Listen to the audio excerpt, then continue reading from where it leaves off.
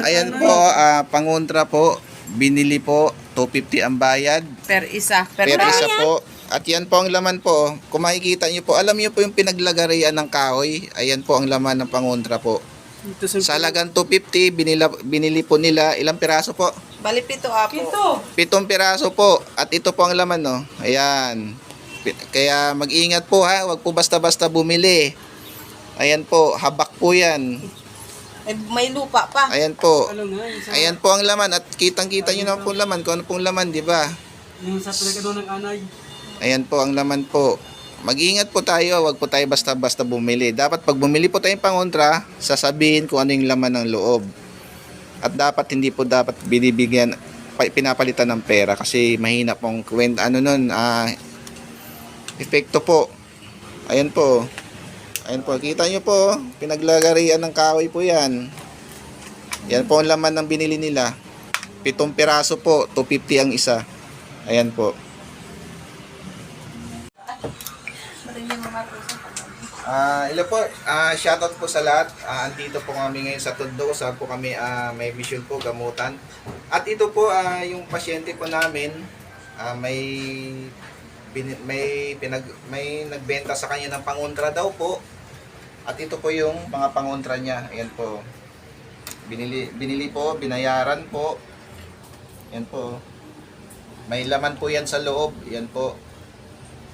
Marami po ito, 250 ang isa. 250 po ang isa niyan. Bawat isang tali yan. Bali 2.5 po ang binayaran nila lahat.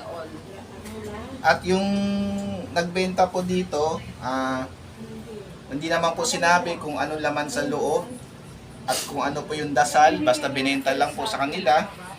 At ito po yung laman, bubuksan po natin ha, kung ano po yung laman sa loob. May binuksan na po kami nito. At ang laman po ay kahoy. Ito po, habak po yan, bubuksan po natin. Ayan po, ito po yung pangontra.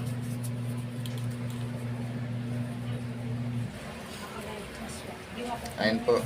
Ayan po, ayan yung pangontra. Ayan po yung laman nitong mga habak po. Bubuksan po natin ha, kung ano pong laman. Para doon po sa mga, basta na lang po bumibili. Ayan po. Ayan po ha, bubuksan po natin. Ayan po ang binenta po sa kanya. Ayan. Ayan po. Ayan po ang laman ng pangontra po. Ayan po, mga damo, kahoy. Ayan po, kahoy po yan na parang pinaglagarian. Kasi ito, mga damo-damo po ito. Hindi ko alam kung anong klaseng damo po ito. Ayan po. Ayan po ang laman po ng pangontra na binenta po ng manggagamot. Ayan po siya, 1, 2, 3, 4, 5, 6,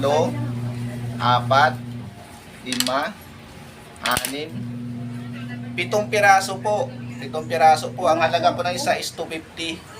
Ayan, 2.5 po ang binayaran nila. Ano po yun, ma'am? Yung ang laman niya. Mag-ingat po tayo ha sa mga... Ito po siya, oh. Kayo po mga manluloko na manggagamot, yung mga nagbebenta at pangontra.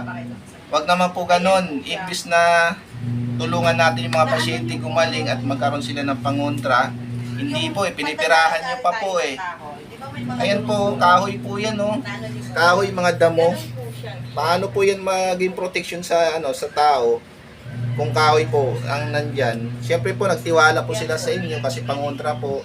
Imbis na protection nila, ikapapahamak pa po nila yan. Tapos, dyan po kayo magtataka kung bakit. Ayan po. Kasi dapat. Wala pong dasal. At wala pong instruction kung ano pong gagawin para dyan. Kasi ito po ang laman. Ayan po. Pinaglagarian po yan. Tsaka mga damo. Ewan ko po kung anong laman yan. Basura po. Ayan po. Tapos, sa pangalawa po, yung pangontra na yun ibibigay. Ayan po, mag-ingat po tayo ha. Sa mga kunyari ko noon na manggagamot na nagbebenta po ng mga protection na dapat po nagbebenta tayo ng protection. Sabihin po natin sa pasyente kung ano ang laman at kung ano po ang dasal. Yun po. Para alam po ng pasyente.